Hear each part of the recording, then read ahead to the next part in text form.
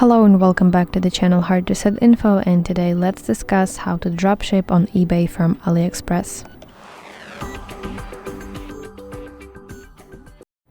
So you want to have a dropshipping plugin, since eBay doesn't connect to AliExpress by itself, and the best option for you will be Deezers.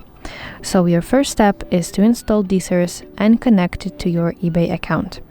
Go to your Deezers dashboard, create free account if you haven't already, and link both your eBay account and your AliExpress account.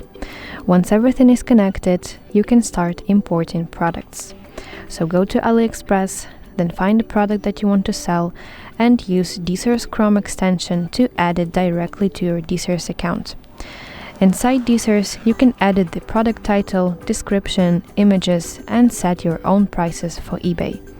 And when you are ready, you can push the product from Deezers to your eBay store, and it will appear live in your listings.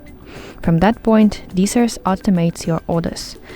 And when a customer buys from your eBay listing, Deezers places the order with the AliExpress supplier, fills in the customer shipping details, and provides tracking information.